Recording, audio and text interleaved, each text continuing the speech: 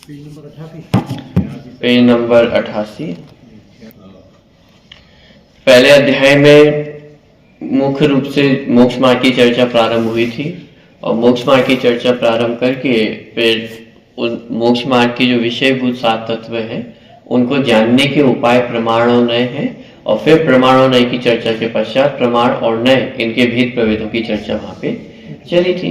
क्योंकि प्रमाण के अंतर्गत जो प्रत्यक्ष और परोक्ष 2 प्रकार के ज्ञान है, तो प्रत्यक्ष और परोक्ष के अंतर्गत मति, श्रुत, अवधि, मनापरय और केवल ज्ञान, तो इनकी चर्चा चली।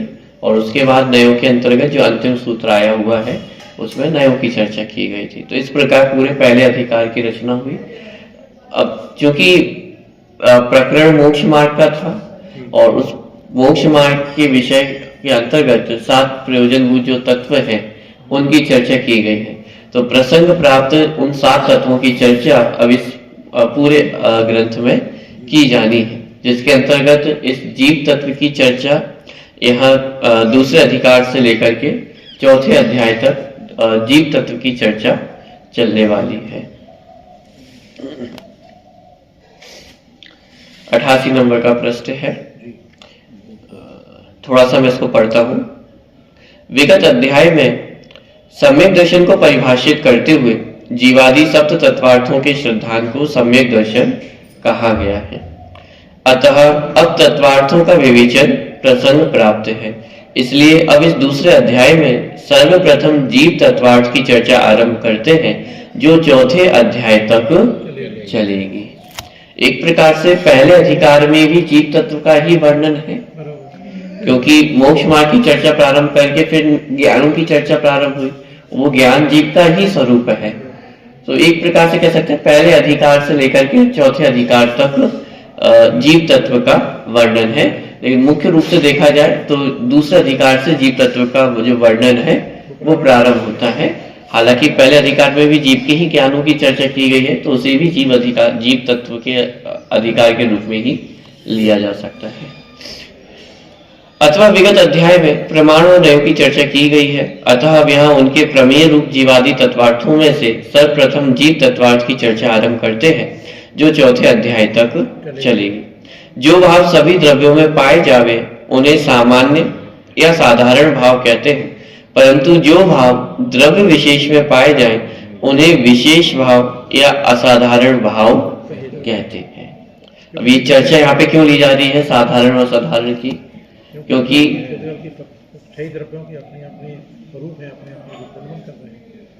नहीं, यहाँ 6 द्रव्यों की बात नहीं है, यहाँ पे मात्र जीव द्रव्य की बात है। जीव द्रव्य में भी जीव तत्व की बात है। साधारण और असाधारण का अर्थ यहाँ पे है कि जो भाव सभी द्रव्यों में पाए जाए।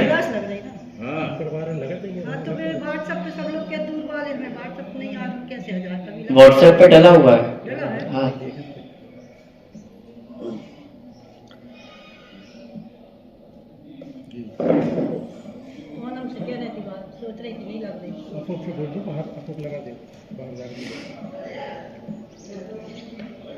चल, साधारण और असाधारण भाव किसे कहते हैं?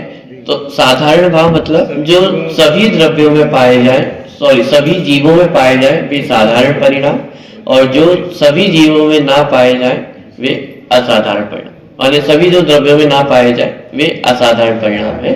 तो यहाँ पर जो जैसे 6 सामान्य गुणों की चर्चा चलती है, तो ये 6 सामान्य गुण सभी द्रव्यों में पाए जाते हैं, लेकिन जीव के जो औदैहिक भाव है, शैक्षणिक भाव है, पारिणामिक भाव है, ये जीव के असाधारण भाव है, क्योंकि ये मात्र जीव में ही पाए जाते हैं, जीव को छोड़कर अन्य किसी द्रव्य में नहीं पाए जाते हैं, इसलिए ये जीव के असाधारण भाव है।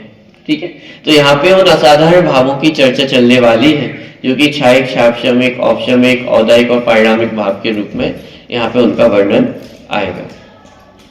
अतः अब यहाँ सर्वप्रथम आत्मा की पहचान के लिए जीवों के असाधारण विशेष भावों की चर्चा आरंभ करते हैं। यह चर्चा 7वें सूत्र तक चलेगी। उक्त 7 सूत्रों में आदि के 2 सूत्र इस प्रकार है।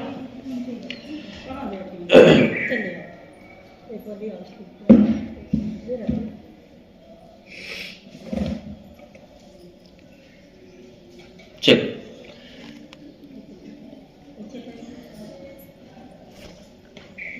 आत्मा की पहचान के लिए जीवों के असाधारण भावों की चर्चा यहाँ पे की गई, क्योंकि ये दूसरा अधिकार जीव तत्व को समझाने के लिए लिखा गया अधिकार है। अब जब तत्वार सूत्र जी की शैली अपन देखते हैं, और जैसे समय सार जी का ग्रंथ अपन ने प्रारंभ किया है, तो उन दोनों की यदि आप शैली को देखेंगे तो उसमें अंतर आपको दिखाई देगा।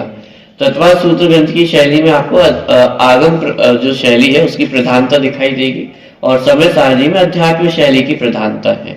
अब यहाँ पे चूंकि जीव की पहचान करानी है, तो जीव की पहचान कराने के लिए यहाँ पे 5 जो असाधारण भाव है उनका आधार लिया, जिसमें औदैहिक भाव पाए जाए, क्षायक्षमिक भाव पाए जाए, क्षायिक भाव पाए जाए।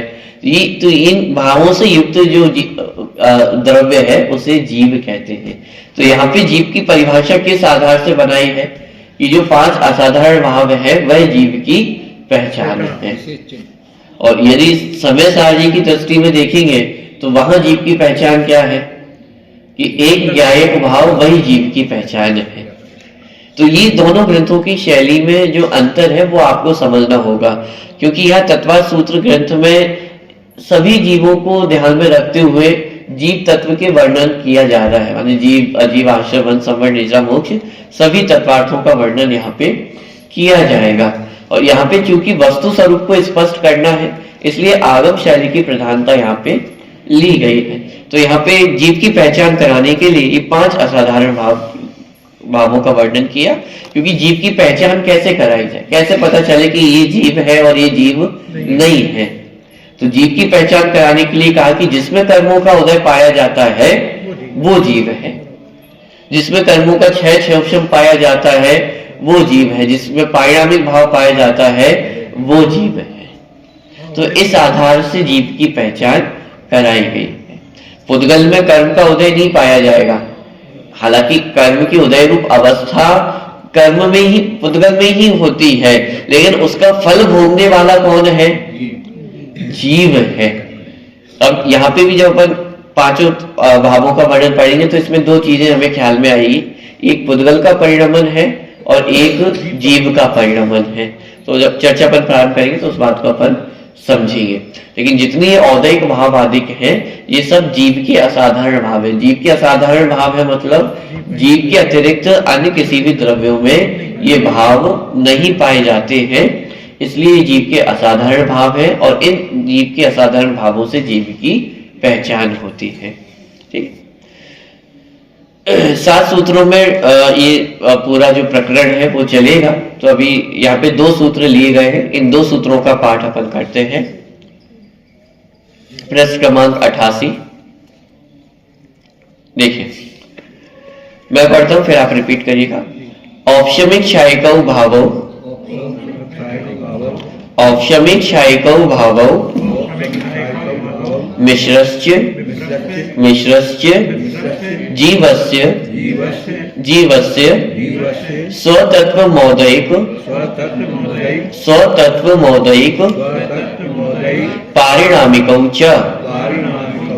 पारिणामिकौ च। एक साथ पढ़ता हूं। औपशमिक क्षायिकौ भावौ मिश्रस्य जीवस्य स्वतत्व मौदयिक पारिणामिकौ च।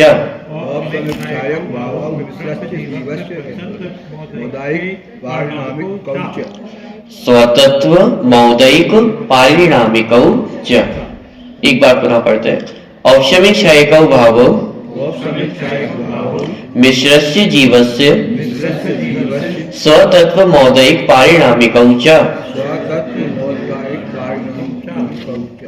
अलग अलग पढ़ेंगे तो वो पढ़ने में आसान रहेगा। स्वतत्व मौदयिक पारिणामिकौ च।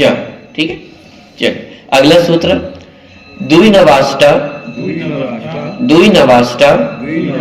दशैक विंशति त्रिभेदा यथाक्रमम्। द्विनवाष्टा दशैक विंशति त्रिभेदा यथाक्रमम्।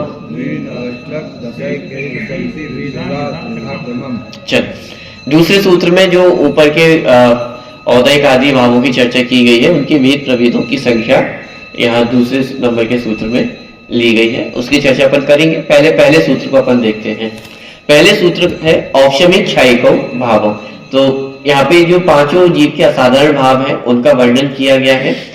औपशमिक, छायिक, तो औपशमिक भाव और छायिक भाव।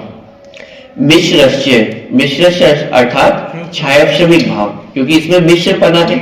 उदय, क्षय और उपशम, इन तीनों प्रकार के परिणामों का मिश्रपना इस छायोपशमिक भाव में पाया जाता है, इसलिए इसका दूसरा नाम है मिश्र। तो छायोपशमिक भाव कहे अथवा मिश्र भाव कहे, एक ही बात है।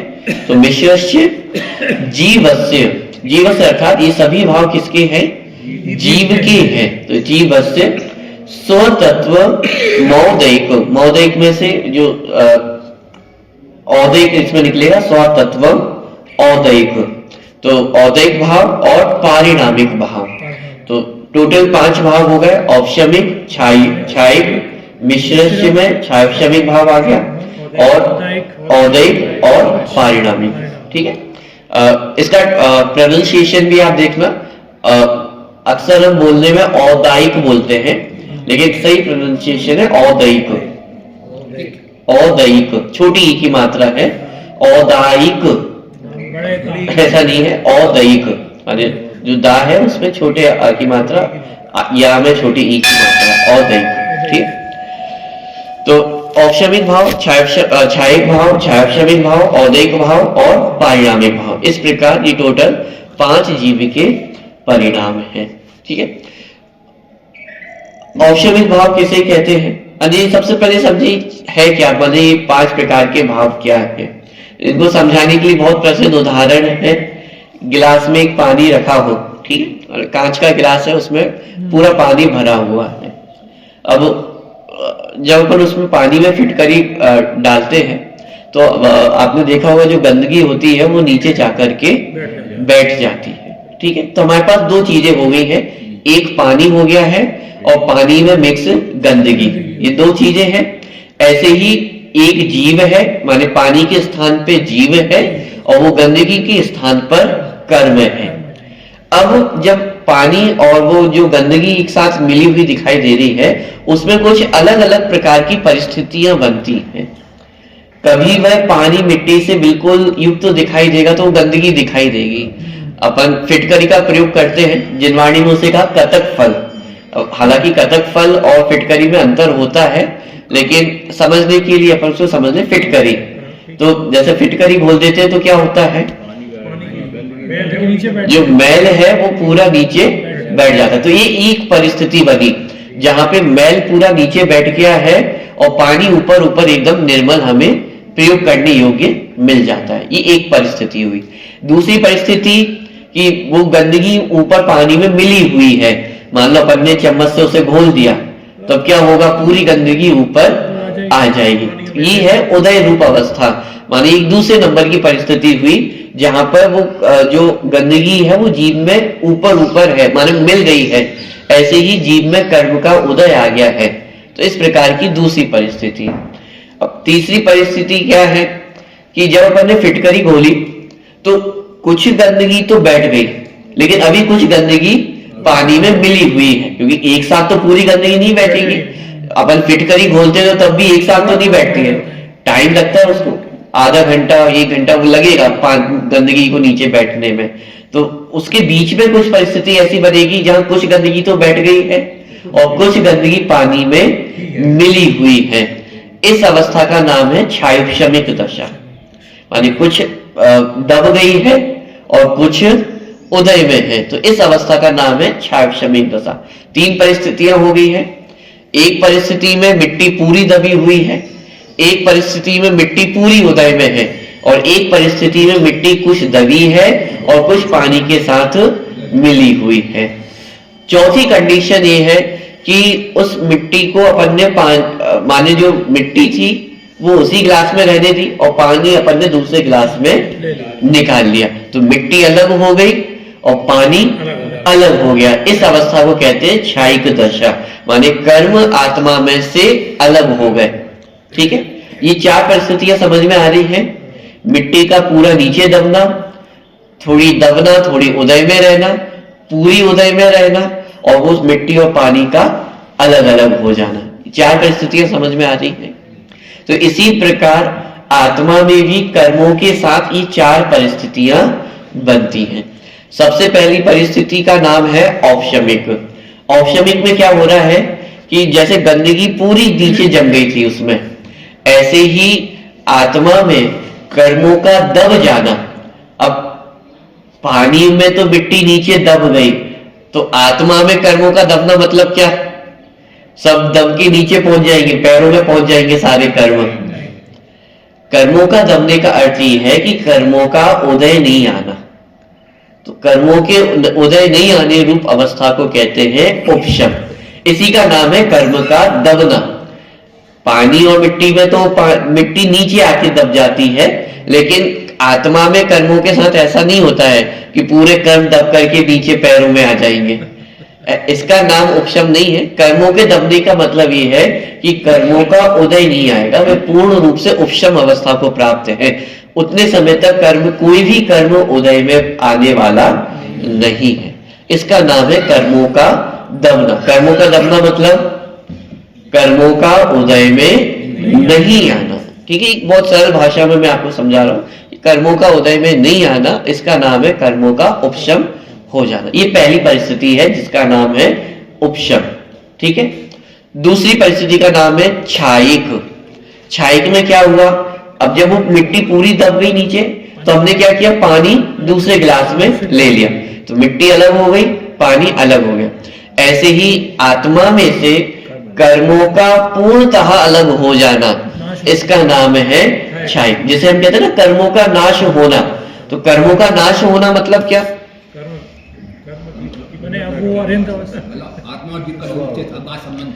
ध्यान रखना, कर्मों का कभी भी नाश नहीं होता है। क्योंकि यदि कर्मों का नाश हो गया तो पुद्गल द्रव्य का नाश हो गया, और एक पुद्गल द्रव्य का नाश हो गया मतलब पूरी दुनिया का नाश मानना पड़ेगा। अभी अपने समय साहब जी की तीसरी गाथा ली थी रात्रि काल में, उसकी टीका में ये विषय आएगा कि मैं हूं तो मेरा होना ये विश्व पे उपकार है। क्यों? क्योंकि यदि मैं ना रहूं तो ये विश्व नहीं रहेगा। वहां पे तर्क दिया, यदि जगत में एक द्रव्य का भी अभाव हो जाए तो एक द्रव्य के अभाव होने पर पूरे विश्व के अभाव का प्रसंग खड़ा होगा। तो मैं, मेरे अस्तित्व है तो ये मेरा अस्तित्व इस विश्व पे उपकार कर रहा है, क्योंकि मेरे से विश्व टिका हुआ है। तो इस प्रकार की बहुत सुंदर चर्चा वहां पे ली गई है। लेकिन समझना यहाँ पे कि कर्मों का भी नाश नहीं होता है, सत्ता नष्ट नहीं होती है, कर्म भी इस दुनिया में ही रहते। तो फिर ऐसा क्यों कहते हैं कि कर्म नष्ट हो गए हैं? कर्मों के नष्ट होने का मतलब ये है कि अभी तक कर्म और आत्मा एक साथ एक जगह पर रह रहे थे, एक साथ उनका रहना हो रहा था। अब जब नष्ट हुए तो क्या हुआ? कर्म अलग हो गए और जीव अलग हो गया। इस द्विधाकरण की प्रक्रिया को ही कर्मों का नष्ट होना कहते हैं। दूसरा कारण ये भी है कि कर्म किसे कहते हैं? वास्तव में कर्म तब कहा जाता है जब वे आत्मा से बनते हैं। उससे पहले तो वे सब कार्मण वर्गणाएं हैं। ध्यान दें, माने कर्म बनने से पहले वे सभी कार्मण वर्गणाएं हैं, और जब आत्मा के साथ बनती है तब वे कर्म नाम कहलाती हैं। कर्म से पहले वे सब क्या है? कार्मण वर्गणाएं, और जब आत्मा के साथ बंधी तो उनका नाम पड़ा कर्म।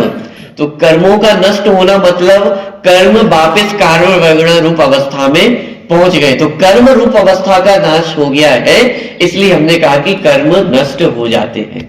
लेकिन वास्तव में कर्म जिनसे बने हैं वो पुद्गल परमाणु, उनका कभी भी अभाव नहीं होता है, वे कभी भी नष्ट नहीं होते। तो क्या होता है? बस आत्मा से अलग हो जाते हैं। बंधना मतलब आत्मा के साथ रह रहे हैं, एक क्षेत्र का संबंध है। नष्ट होना मतलब अब आत्मा से दूर हो गए हैं। सिद्ध भगवान के सभी कर्म नष्ट हो गए। इसका मतलब क्या? कि संसार दशा में इतने कर्मों से बंधे हुए थे मतलब कर्म और आत्मा एक साथ एक स्थान पर रह रहे थे। तो अब क्या हुआ कि जितने कर्म थे वो आत्मा से दूर हो गए हैं, निर्बंध हो गए। इसका अर्थ है कर्मों का नष्ट होना, और इसे टेक्निकल भाषा में कहते हैं क्षय, कर्मों का क्षय होना। निर्जरा के विषय क्या तत्वों में निर्जरा भी कह सकते हैं। हाँ, निर्जा मतलब कर्मों का क्षय होना, वही निर्जा कहलाती है। तो जब पूर्ण निर्जा हो जाती है तब वह क्षयिक भाव को प्राप्त होती है। ठीक है, तो कर्मों का पूर्ण रूप से अभाव हो जाना उसे कहते हैं क्षय। ठीक है, इतना समझ में आ रहा है? जैसे मिट्टी और पानी दोनों अलग अलग हो गए हैं, ऐसे ही आत्मा और कर्म दोनों का अलग अलग हो जाना इसे कहते हैं क्षय। समझ में आ रहा है? उपशम किसे कहते हैं?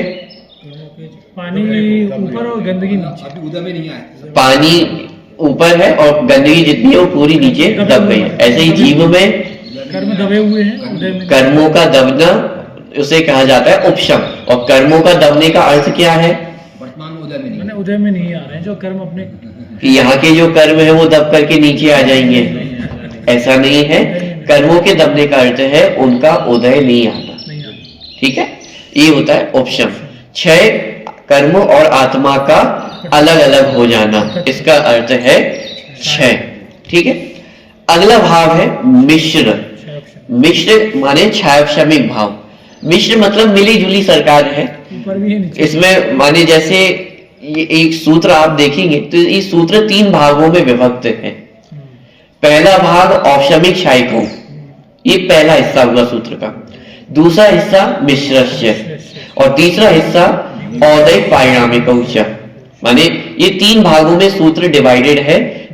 माने 2 युगल लिए, एक तो औपशमिक क्षयिक भाव का युगल लिया और औदैक और पारिणामिक भाव का युगल लिया, और इन दोनों के बीच में किसे रखा? मिश्र को। ऐसा क्यों किया आचार्य ने? क्योंकि यहाँ पे मिश्र भाव को भी समझाना था। मिश्र भाव कैसा है? जिसमें औपशमिक और क्षयिक के भी लक्षण पाए जाते हैं और आगे जो औदैक भाव है उसके लक्षण भी पाए जाते हैं। तो इन तीनों प्रकार के परिणामों की मिली जुली सरकार है, इसलिए मिश्र भाव को बीच में रखा सूत्र के। माने आप थोड़ी टेक्निक भी देखिए सूत्र रचना की। माने आचार्य कितना दिमाग लगा करके सूत्रों की रचना करते हैं। माने नाम लिखने होते तो किसी भी प्रकार से लिख देते, आगे पीछे कैसे भी लिख देते, लेकिन एक एक माने किस भाव को कौन सा स्थान देना है, औपशमिक को पहले क्यों रखा, इसका भी एक रीजन है। कोई बता सकता है औपशमिक भाव को पहले क्यों रखा? क्योंकि जब वो ग्रंथ लिख रहे थे, जब ये कर्म दबे हुए थे, उनको उदय में ये ग्रंथ की शुरुआत कहां से हुई थी? पहला सूत्र सम्यक दर्शन ज्ञान चारित्राणी मोक्ष मार्ग। मोक्ष मार्ग से ग्रंथ की चर्चा प्रारंभ हुई थी। मोक्ष मार्ग सबसे पहले औपशमिक भाव से प्रारंभ होता है। कर्म दबे रहते हैं, कर्म दबे हुए नहीं रहते हैं, कर्म तो उदय को प्राप्त है। अनादिकालीन यदि अवस्था देखी जाए तो औदैक अवस्था है जीव की, अथवा छायाक्षमिक अवस्था है। उसके बाद औपशमिक दशा जीव की प्रकट होती है। सर्वप्रथम यदि जीव को सम्यक्त्व की प्राप्ति होती है तो औपशमिक सम्यक्त्व की प्राप्ति होती है, जिसे प्रथमोपशम सम्यक्त्व कहा जाता है। माने सबसे पहले धर्म की शुरुआत औपशमिक भाव से होती है, इसलिए औपशमिक भाव को सबसे पहले रखा गया। चाहते तो क्षयिक भाव को पहले रख देते, क्योंकि प्रधानता क्षयिक भाव की है। औपशमिक भाव से अधिक प्रधानता क्षयिक भाव की है, क्योंकि अंतिम लक्ष्य तो हमारा क्षयिक भाव को प्रकट करना है, केवल ज्ञान प्रकट करना है, सिद्ध दशा प्रकट करना है। लेकिन क्षयिक भाव को पहले नहीं रखा, औपशमिक भाव को पहला नंबर दिया। क्यों? क्योंकि संसारी जीव को सबसे पहले यदि मोक्ष मार्ग में कोई पहली उपलब्धि होती है वो औपशमिक भाव की उपलब्धि होती है। माने सबसे पहले मोक्ष मार्ग में जो पहला स्टेप रखा जाता है वो औपशमिक भाव से रखा जाता है, इसलिए औपशमिक भाव को पहला स्थान दिया और क्षयिक भाव को दूसरा स्थान दिया। और इन औपशमिक क्षयिक भाव को ही पहले स्थान पे क्यों, माने एक साथ क्यों रखा, उसका भी एक कारण है, क्योंकि उनकी दोनों की निर्मलता एक जैसी पाई जाती है। फिर वो चर्चा अपन करेंगे आगे, अभी तो क्षयिक भाव को समझना है। माने मैं थोड़ा सा आपको ये थोड़ा ट्रेलर दिया है कि माने एक एक सूत्र की रचना जो आचार्य है वो कितना उपयोग लगा करके और एक एक शब्द को भी रखा गया है, तो उसके पीछे आचार्य के पास तर्क है, कारण है कि एक एक शब्द जो इसमें जोड़ा गया है, स्थान जो दिए गए हैं एक एक शब्द को, उनके पीछे कारण है, लॉजिक है। इस प्रकार से पूरे सूत्र की रचना आचार्य करते हैं। खैर तीसरा नंबर का जो परिणाम है वह मिश्र परिणाम है, माने क्षारक्षमिक दशा। अभी क्षारक्षमिक दशा पानी के स्थान पे देखें तो उसमें क्या हो रहा है? कर्म ऊपर भी है, दबे भी है। हाँ, मिट्टी थोड़ी दबी भी है और थोड़ी मिली भी हुई है। जैसे मान लो अपन ने फिटकरी डाली थी और पूरी दब गई है, अब थोड़ा सा हाथ लग गया गिलास से तो क्या होगा? थोड़ी सी मिट्टी ऊपर आ जाएगी, लेकिन ऐसा नहीं पूरी मिट्टी ऊपर आ जाएगी, थोड़ी दबी भी रहेगी और थोड़ी ऊपर भी आ जाएगी। इस अवस्था का नाम है क्षयोपशम। तो ऐसे ही आत्मा में कर्मों का उदय होना और कुछ कर्मों का दबे रहना, इसका नाम है क्षयोपशम दशा। ठीक है, माने कुछ कर्म उदय को प्राप्त है, जैसे हमारी ज्ञान की अवस्था है वर्तमान में। हमें केवल ज्ञान भी प्राप्त नहीं है, लेकिन ऐसा भी नहीं कि पूरा ज्ञान ही ढक गया हो, कुछ ज्ञान प्रकट है। इसका मतलब ये हुआ कि कुछ कर्मों का उदय है और कुछ कर्म दबे हुए हैं, तो इस अवस्था का नाम है क्षयोपशम दशा। बात समझ में आ रही है? कुछ कर्मों का दबे रहना और कुछ कर्मों का उदय में आना, इसका नाम है क्षयोपशम दशा। ठीक है, और अंतिम है औदैक भाव। औदैक में क्या हो रहा है? औदैक दशा में क्या हो रहा है? उदय में कर्मों का पूरा उदय आ गया। जैसे अपन जो गिलास अच्छे से हिला दिया तो क्या होगा? पूरी मिट्टी ऊपर आ जाएगी, तो इसका नाम है उदय। ऐसे ही कर्मों का आत्मा में उदय को प्राप्त होना, इसका नाम है उदय रूप अवस्था। अपन जो कहते हैं ना कर्म का उदय है, मिथ्यात्व का उदय चल रहा है, असाता का उदय है, तो ये सब क्या है? उदय है, माने कर्मों का उदय है वर्तमान में, तो ये उदय रूप अवस्था। तो ये 4 प्रकार की अवस्थाएं कर्मों की होती है। समझ में आ गया? दबी हुई अवस्था उपशम, अलग अलग अवस्था क्षय, मिश्र रूप अवस्था, कुछ मिट्टी दबी हुई है कुछ उदय में है, ये क्षय उपशम, और पूरी मिट्टी का उदय होना ये उदय रूप अवस्था। इसी प्रकार आत्मा में कर्मों का उदय नहीं होना वह उपशम, कर्मों का आत्मा से अलग अलग हो जाना क्षय, कुछ कर्मों का उदय रहना कुछ कर्मों का दबे रहना ये क्षयोपशम, और पूरे कर्मों का उदय होना ये उदय रूप अवस्था होती है। ठीक है, अब देखिए ये जो अवस्थाएं हैं ये पुद्गल कर्म की अवस्थाएं हैं। अब मैं आपको आपके सामने दो नाम रख रहा हूं, उपशम औपशमिक, 2 नाम बोल रहा हूं, उपशम औपशमिक, क्षय क्षायिक, क्षयोपशम क्षायोपशमिक, उदय औदैक। अब इनमें अंतर क्या है? सबसे पहले उपशम और औपशमिक, अब इन दोनों चीजों में अंतर क्या है?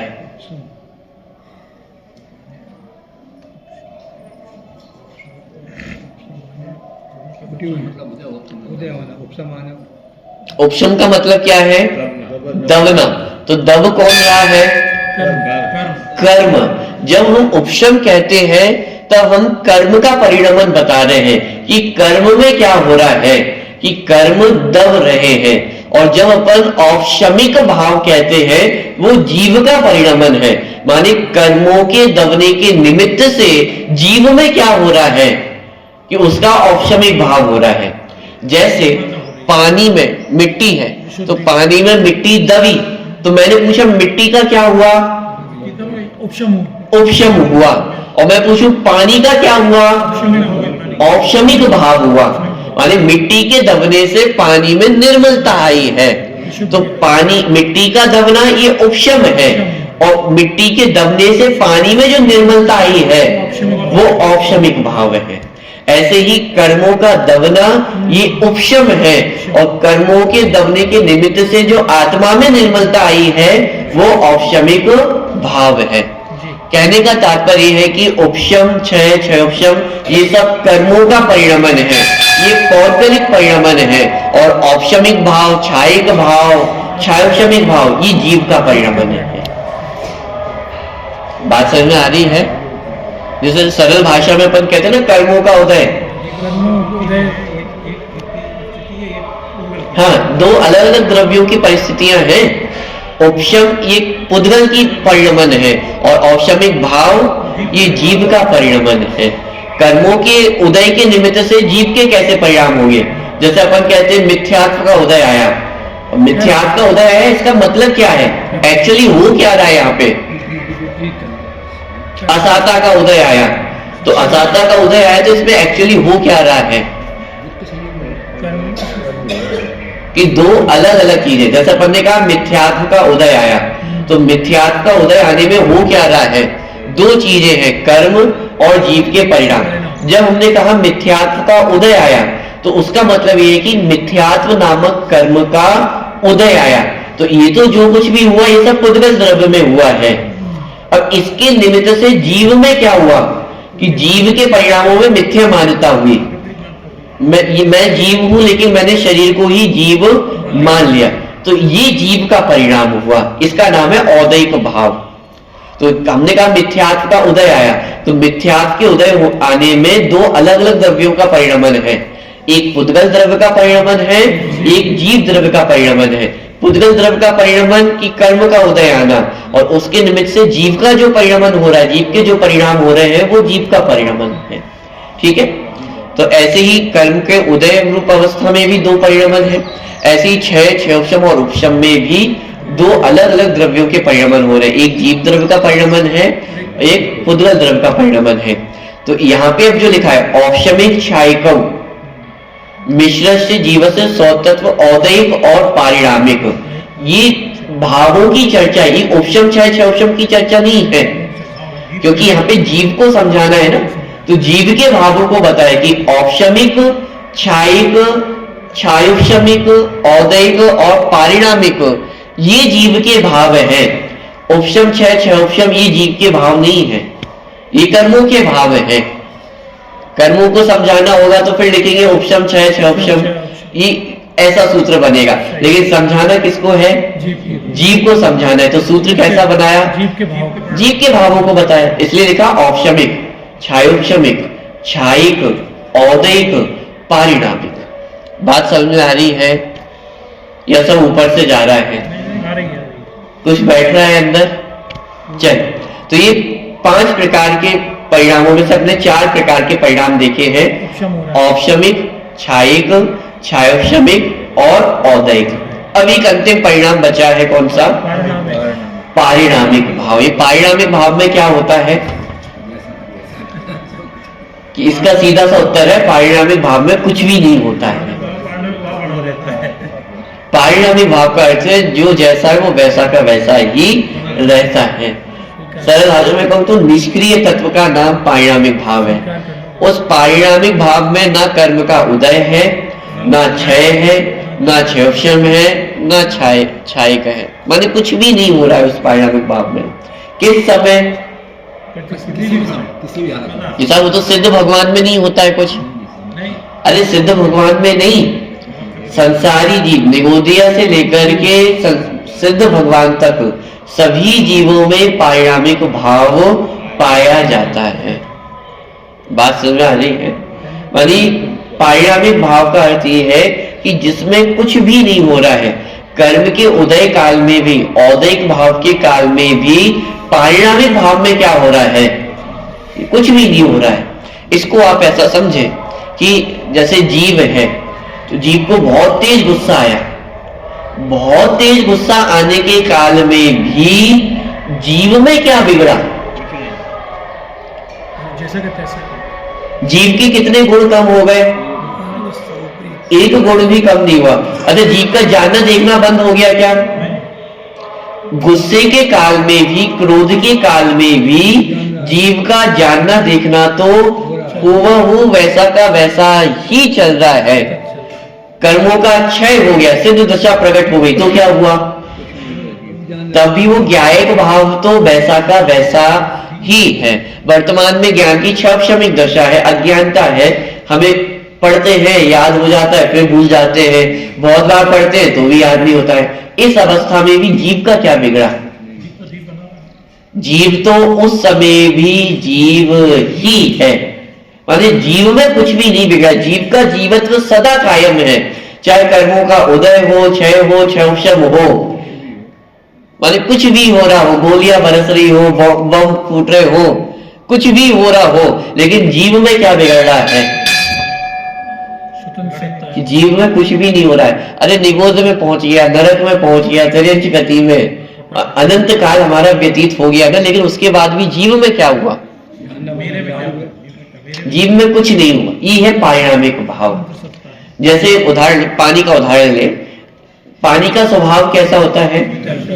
शीतलता होता है। तो जिस समय हमने उस पानी को गैस पे रखा हुआ है और एकदम तीव्रता से उबल रहा है, उस समय पानी के स्वभाव में कितनी कमी आई है? आप छुओगे तो पानी गर्म दिखाई देगा, शीतल दिखाई देने वाला नहीं है। आप छुओगे तो जल जाओगे, शीतलता नहीं मिलेगी। लेकिन उसके बाद भी उस पानी में शीतलता है या नहीं है? नहीं होती तो अग्नि में डालो। उस खौलते हुए पानी को भी आप अग्नि में डालो तो क्या होगा? अग्नि बुझी। एक आदमी को तीव्र गुस्सा आ रहा और 10-10 आदमी पकड़ रहे, कितने? 10 आदमी, फिर वो नहीं डट रहा है। लेकिन जैसे एसपी कलेक्टर आए, यदि पारिणामिक भाव नहीं होता तो गुस्सा कहाँ चला? तो क्रोध ही होता तो क्रोध रहता। उस समय क्या हो गया? अपने आप एसपी का क्या हो रहा है? सेक्रेटरी जी कुछ नहीं साहब, तो ऐसी बातें आगे सुने। तो पारिणामिक भाव जिस शब्द करता है, क्रोध में, मान में, माया में, हास में, रति में, जीव तो सदाकाल चेतना स्वरूप था, चेतना स्वरूप और चेतना स्वरूप। और ये समझना कि जीव जैसा है वैसा ही है, अनादि काल से जैसा है वैसा ही है वर्तमान में, और भविष्य में भी अनंत काल तक वैसा का वैसा ही रहने वाला है। निगोद में भी कुछ बिगड़ा नहीं, वर्तमान में भी कुछ बिगड़ा नहीं है, और भविष्य में कुछ सुधरेगा नहीं। माने पारिणामिक तत्व वो तत्व है जिसमें कभी कुछ बिगाड़ होता नहीं है और जिसमें कोई सुधार की आवश्यकता है नहीं, वो पारिणामिक तत्व है। जब हम उदय क्षय क्षोभम की अवस्था देखेंगे तब तो हमें बिगाड़ सुधार भी दिखाई देगा कि साहब औदैहिक भाव चल रहे हैं तो औदैहिक भाव को दूर करना है और औपशमिक भाव प्रकट करके लक्ष्य हमारा क्षयिक भाव का है।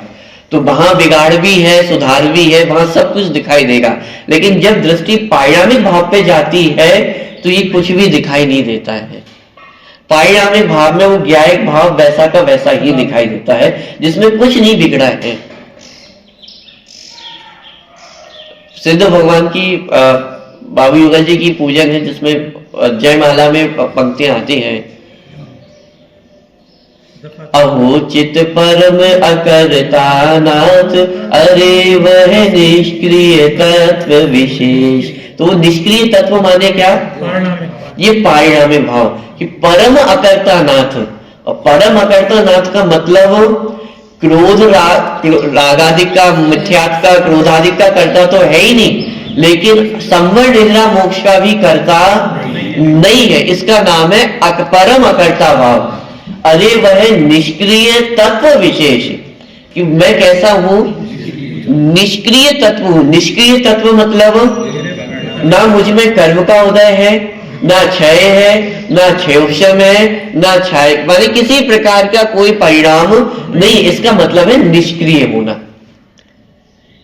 कि इस पारिणामिक भाव में कहीं कुछ करने की आवश्यकता नहीं, इसमें कुछ होता नहीं है, इसमें कर्म का उदय नहीं है तो इसमें संवर भी नहीं होता है, इसमें कर्मों का बंध नहीं है तो इसमें निर्जरा भी नहीं होती है, ये संसारी भी नहीं है, ये मुक्त भी नहीं है। ये कौन है? ये ज्ञायिक भाव है। इस आप संसार में है तो ज्ञायिक भाव में क्या बदला? यहां भी मैं जानने देखने का कार्य करता हूं और सिद्धालय में जाऊंगा तो वहां पर भी जानने देखने का ही तो कार्य है, इसके अलावा और कोई कार्य है ही नहीं। इसलिए लिखा मैं कैसा हूं। वो पारिणामिक भाव कैसा है? निष्क्रिय तत्व है, उसमें कुछ भी परिवर्तन नहीं होता है। बात समझ में आ रही है? पारिणामिक, इसको परम पारिणामिक क्यों बोलते हैं? विशेषता बताने के लिए ही। क्यों विशेषता? क्योंकि जो अन्य चार भाव है, अन्य चार भावों से पारिणामिक भाव कुछ विशेष है, क्योंकि चार भावों के लक्ष्य से मुझे मोक्ष की प्राप्ति नहीं होगी। मोक्ष की प्राप्ति पारिणामिक भाव के आश्रय से होगी। क्षयिक भाव के आश्रय से क्षयिक भाव उत्पन्न नहीं होगा, पारिणामिक भाव के आश्रय से क्षयिक भाव उत्पन्न होगा। इसी को परम पारिणामिक कहते हैं ना। हाँ, अलग तो नहीं है। अलग कुछ नहीं है परम पारिणामिक भाव। और सुप्रीम को सिर्फ 4 भावों से विशेषता बताने के लिए पारिणामिक भाव में परम शब्द जोड़ा। क्यों? क्योंकि उदय को तो हमें छोड़ना है और क्षयिक दशा को प्राप्त करना है, लेकिन ये हो कैसे? क्या औदैहिक भावों का लक्ष्य करके उदय से दूर हुआ जा सकता है? तो उसका उत्तर मिला कि नहीं था। औदैहिक भावों का लक्ष्य करेंगे तो औदैहिक भाव दूर होने वाले नहीं। तो फिर क्या करें? क्षयिक भाव का लक्ष्य करें तो क्या ये कर्मों का उदय दूर हो जाएगा? कि पहली बात तो क्षयिक भाव है नहीं, और दूसरों के क्षयिक भाव का लक्ष्य करके स्वयं में क्षयिक भाव उत्पन्न होने वाला है नहीं। तो ये भी चला गया। तो अब बचा क्या? कि वो एक पारिणामिक भाव, कि पारिणामिक भाव का लक्ष्य होगा तो कर्मों का उदय भी दूर होगा, क्षयिक भाव भी प्रकट होगा। लेकिन लक्ष्य किसका करना है? पारिणामिक भाव का लक्ष्य करना है। इसलिए इसे कहा परम पारिणामिक भाव, कि चारों भावों से विशेष क्या है? ये पारिणामिक भाव विशेष है, इसलिए उसे कहा परम पारिणामिक भाव। लेकिन चाहे परम पारिणामिक कहे अथवा पारिणामिक कहे अथवा दूसरे शब्दों में से ध्रुव कहे, उत्पाद व ध्रुव्य, इन शब्दों में यदि कहें तो उसका नाम हो जाएगा ध्रुव्य, ध्रुव। और द्रव्य गुण पर्याय की भाषा में कहें तो उसी का नाम हो जाएगा द्रव्य। बात समझ में आ रही है? शब्द अलग अलग है लेकिन भाव सबका एक ही है। क्योंकि जब हम उत्पाद व ध्रुव की भाषा में समझते हैं तो ये उदय और उपशम, क्षय, क्षोभशम, ये सब पर्याय में चले जाते हैं, उत्पाद व्यय में चले जाते हैं, और पारिणामिक भाव ये ध्रुव में आ जाता है। द्रव्य गुण पर्याय में देखें तो उदय, उपशम, क्षय ये सब पर्याय के अंतर्गत चले जाते हैं, और पारिणामिक भाव वह द्रव्य के अंतर्गत समाहित हो जाता है। लेकिन उस द्रव्य की विशेषता बताने के लिए अलग से 5 प्रकार के परिणाम लिए और उस पर स्पष्ट किया कि एक पारिणामिक भाव है जिसमें कुछ भी होता नहीं है। पूजन की जब हम पंक्तियां पढ़ते तो जगह जगह पर आपको पारिणामिक भाव की चर्चा पढ़ने को मिलेगी। जो निगोद में सोही, मुझ में सोही, मोक्ष मझार, अंतर भेद कछु नहीं जामे, भेद गिने संसार। तो ये जो निगोद में सोही, मुझ में, और सोही मोक्ष मझार, ये किसकी बात है? ये पारिणामिक भाव की बात है। अब ध्यान देना, इसी एक पंक्ति में आपको उदय, औदैहिक भाव भी दिखेगा और पारिणामिक भाव भी दिखेगा। जब मैंने कहा जो निगोद में, तो ये जो निगोद कहा जा रहा है ये औदैहिक अवस्था है। जो निगोद में सोही मुझ में, सोही मोक्ष मझार, मोक्ष ये क्षयिक दशा है, मुझ में इसमें सारी क्षयक्षमिक दशाएं आ जाती हैं। तो उदय भी है, क्षयक्षमिक भी दिखाई दे रहा है, क्षय भी दिखाई दे रहा है। जो निगोद में सोही मुझ में, सोही मोक्ष मझार, ये जो सोही जो निगोद में है वो ही मुझ में है, और वो ही सिद्ध भगवानों में है। वो कौन सी चीज है? वो पारिणामिक भाव है। बात पकड़ में आ रही है? माने इस प्रकार से यदि आप पूजा वगैरह पढ़ेंगे तो आपको ये नया एंगल पूजनों में देखने को मिलेगा। भक्तियों में, पूजनों में, जगह जगह पर आपको इस प्रकार का एंगल देखने को मिलेगा कि एक तरफ ये चारों भाव और दूसरी तरफ ये पारिणामिक भाव। इसलिए जैसे 7 तत्वों में जब अपन हे की उपाधि पढ़ते हैं तो उसमें जो संवर, निद्रा, मोक्ष है वे भी उपाधि है और जीव भी उपाधि है, लेकिन दोनों की उपादेयता में अंतर होता है। क्या अंतर है? एक देश संवर, निद्रा एक देश है और मोक्ष पूर्ण है, लेकिन फिर भी जीव और संवर, निद्रा, मोक्ष में कुछ अंतर है। जीव आश्रय करने भूत उपादेय है और संवर, निद्रा, मोक्ष प्रकट करने योग्य उपादेय है। मतलब प्राप्त तो करना है, लेकिन संवर, निद्रा, मोक्ष को प्राप्त करने का उपाय क्या है? स्वयं को प्राप्त होना। स्वयं को प्राप्त होंगे तो संवर, निद्रा, मोक्ष भी प्राप्त हो जाएंगे, लेकिन संवर, निद्रा को प्राप्त करने जाओगे तो कि वो आश्रम बंद की श्रृंखला चलती रहेगी। ऐसे ही हमें औदैहिक भाव को दूर करना है, क्षयक्षमिक भाव को दूर करना है। औपशमिक भाव भी मोक्षमान में प्रकट होता है, लेकिन उसको भी दूर करके क्षयिक भाव को प्राप्त करना है। लेकिन प्रश्न ये खड़ा हुआ कि वो क्षयिक भाव प्रकट कैसे हो? कि वो पारिणामिक भाव के लक्ष्य से, माने क्षयिक भाव भी पारिणामिक भाव के लक्ष्य से प्रकट होगा। क्षयिक भाव क्षयिक भाव के लक्ष्य से प्रकट नहीं होता। इसीलिए जितना उपयोग है वो सब आत्म केंद्रित करने की प्रेरणा पूरे जिनागम में दी गई है। कर्मों का वर्णन तो किया, लेकिन ध्यान लगाने के लिए किसको कहा कि साहब 8 कर्मों का कितना ध्यान लगाया जाए कि कर्म दूर हो जाए? कि 8 कर्मों का ध्यान लगाने से कर्म दूर होने वाले नहीं है। किसका ध्यान लगाना होगा? कि एक आत्म तत्व के ध्यान, आत्म तत्व का ध्यान होगा तो सब कर्मों की व्यवस्था अपने आप सेटल हो जाएगी। जिनका क्षय होना होगा उनका क्षय हो जाएगा, जिनको क्षयोक्षम होना होगा उनका क्षयोक्षम हो जाएगा, जिनका उपशम होना होगा उनका उपशम हो जाएगा। जो होना होगा अपने आप सेटलमेंट उनमें होता रहेगा। अपने करने योग्य कार्य क्या है कि एक आत्म तत्व का आश्रय लेना, एक परम पारमार्थिक भाव का आश्रय लेना, यही एकमात्र करने योग्य कार्य है। तो कर्मों का क्षय कब होगा? कि वो कर्मों का परिणाम है, उसकी अपनी योग्यता अनुसार जब उसमें क्षय होना होगा तभी होगा। उसके करता नहीं है। आप ध्यान देना, जैसे 24 तीर्थंकरों में जब आप देखेंगे आदिनाथ भगवान को केवल ज्ञान की प्राप्ति हुई, लेकिन उसके बाद भी वो केवल ज्ञान रूप अवस्था में रहे। मोक्ष प्राप्त करने में थोड़ा समय लगा उनको। और महावीर भगवान को 72 वर्ष की तो उनकी टोटली आयु थी, तो उनको जल्दी मोक्ष हो गया। आदिनाथ भगवान को इतना टाइम लगा, ऐसा क्यों?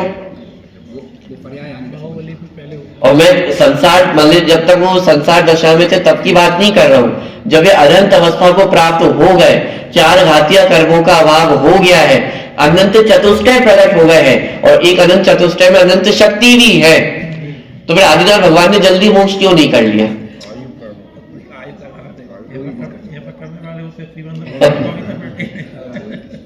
जल्दी कर लेते, अब काय को देर लगाते हो? कि वो कर्मों का परिणमन है। कर्मों का परिणमन कर्मों की योग्यता के अनुसार ही होगा। एक करने योग्य क्या है कि आत्मा का ध्यान लगाने योग्य। तो आदिनाथ भगवान तो निरंतर अपने आत्म उपयोग में स्थित थे ही ना। अब कर्मों में जो कुछ होना है वो अपनी योग्यता के अनुसार अपने समय में ही होगा, उसको आगे पीछे करना संभव नहीं है। इसलिए बहुत बार हमारे मन में भी जो प्रश्न खड़े होते ना कि क्रोध बहुत ज्यादा आता है, कषाय बहुत ज्यादा उत्पन्न होती है, तो क्या किया जाए? तो उसका उपाय एक ही है कि आत्माश्रय। आत्माश्रय होगा तो क्रोध भी शांत हो जाएगा, कषाय भी शांत हो जाएगी, मिथ्यात्व का भी अभाव हो जाएगा। लेकिन बिना आत्मा के आश्रय से क्रोध का कभी भी अभाव होने वाला नहीं है। कुछ समय के लिए दब जाता है तो हम उसे समझ लेते हैं कि चलो क्रोध चला गया। अरे वो क्रोध गया नहीं है, थोड़े से समय के लिए दबा है, और ये दबना वो औपशमिक भाव भी नहीं है। ध्यान रखना, वो औपशमिक भाव नहीं है कि वो कर्मों का दबना हो गया है।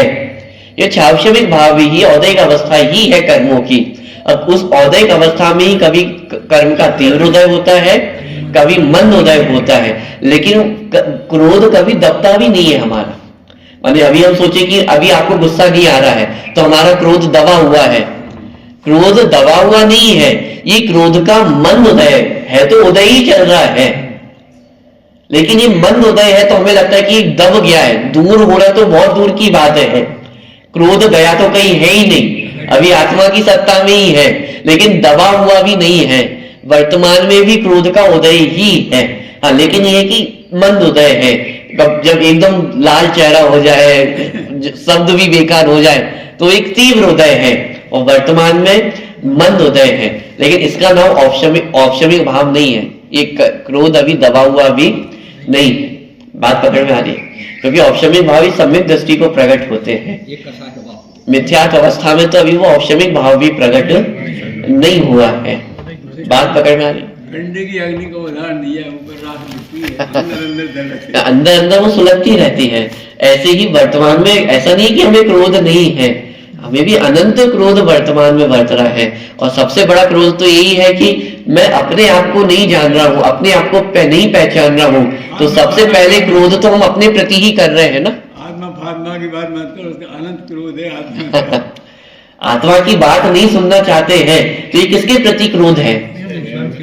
और आत्मा का मतलब कोई थर्ड पार्टी थोड़ी ना है। आत्मा का मतलब क्या है? मैं। तो मुझे अपने प्रति ही क्रोध है, ये सबसे बड़ा क्रोध है, ये अनंत क्रोध है, अनंतानुबंधी क्रोध है। तो ये क्रोध निरंतर चल रहा है। यदि हमें तत्व की जिज्ञासा नहीं है, स्वाध्याय की जिज्ञासा नहीं है, रुचि नहीं है, तो इस अरुचि भाव का नाम ही क्रोध है। और जो निरंतर चल रहा है, बस अंतर ये कि कभी तीव्र होता है, कभी मंद होता है, लेकिन वो कषाय निरंतर चल रही है। तो इनको दूर करने का उपाय क्या है? मुंह में पानी भर लेंगे तो क्रोध चला जाएगा। ये तो सिर्फ ये है कि उसका प्रकटीकरण नहीं हुआ है। आपने मुंह में पानी भर लिया तो आप कुछ बोल नहीं पाए, लेकिन मन में बोलने के भाव तो चल ही रहे ना। मन में तो आपको जो बोलना था सब बोल चुके हो। बस ये तो ये कि क्रोध का प्रकटीकरण नहीं हुआ है, लेकिन कषाय निरंतर अंतर में चल ही रही है। तो इनको दूर करने का उपाय क्या है?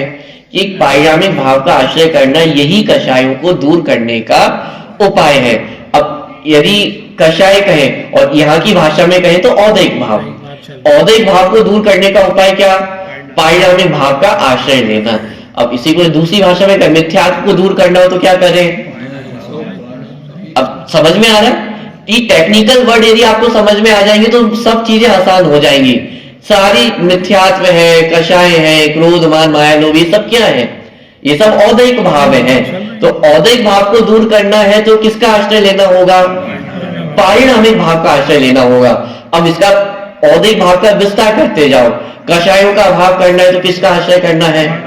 पारिणामिक भाव का। मिथ्यात्व का अभाव करना है तो किसका आश्रय करना है? पारिणामिक भाव का। संसार का अभाव करना है तो आश्रय किसका करना है? पारिणामिक भाव का। ये सब औदैक भाव है और दूसरी तरफ पारिणामिक भाव। औदैक भाव को दूर करना है तो आश्रय किसका होगा? पारिणामिक भाव का आश्रय होगा। बात समझ में आ रही है? तो इस प्रकार ये जीव के 5 प्रकार के भाव होते हैं। पारिणामिक भाव कब है? पारिणामिक भाव सदा काल है, अनंत काल तक, अनादि से है, अनंत काल तक रहेगा। औदैक भाव कब तक रहेगा?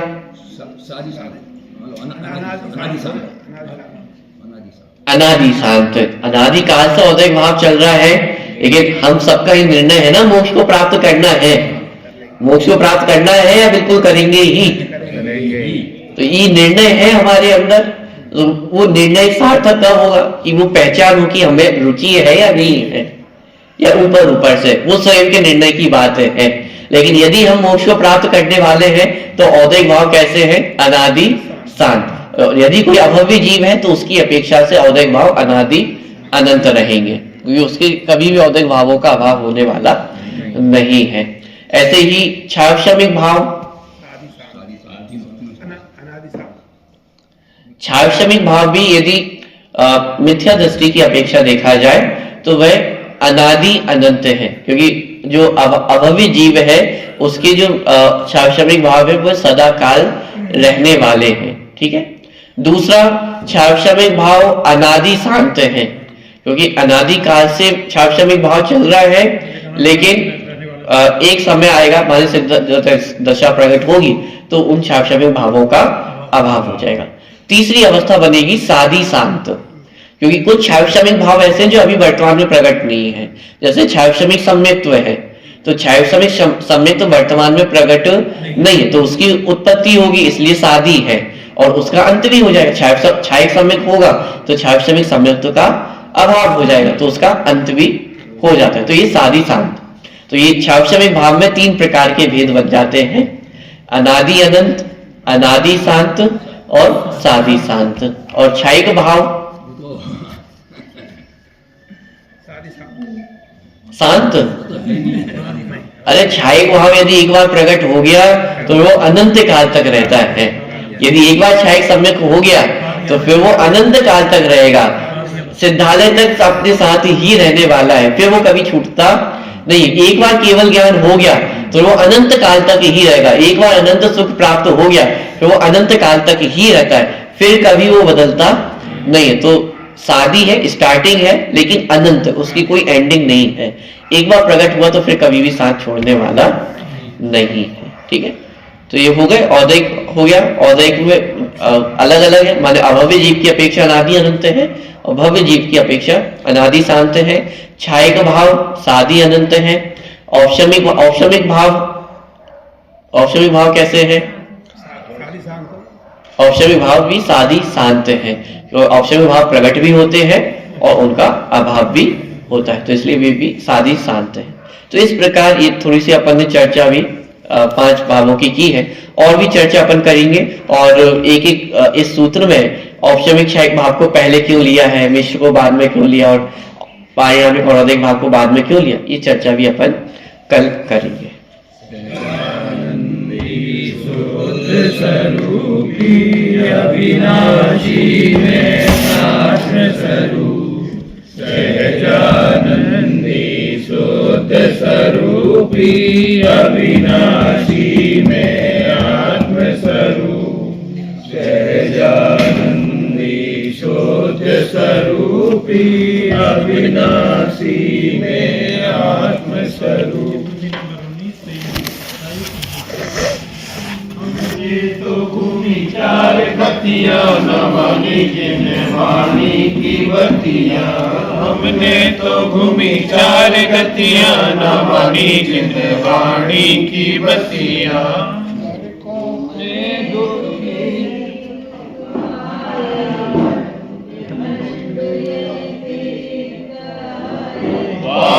न चैन दिने रतियां न मानी जिन्हें वाणी की बतियां, हमने तो घूमी 4 गतियां न मानी जिन्हें वाणी की बतियां।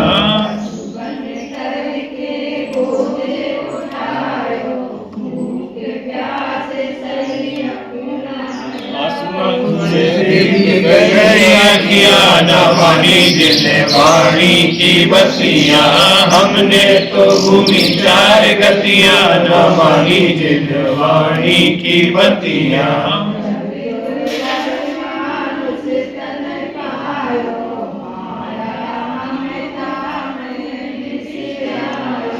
लीनी न अपनी सूरतियां न मानी जिन्हें वाणी की बतियां, हमने तो घूमी 4 गतियां न मानी जिन्हें वाणी की बतियां।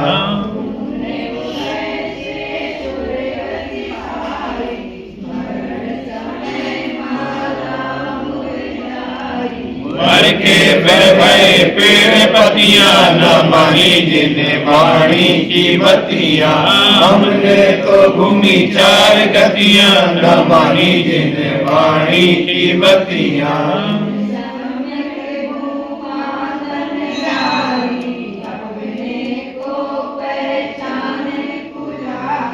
सतगुरु की मायो सुमतियां न मानी जिन्हें वाणी की बतियां, हमने तो घूमी 4 गतियां न मानी जिन्हें वाणी की बतियां। वाणी के ज्ञान जय सूर्य लोकालो, सो वाणी वस्तस्मिन् सदा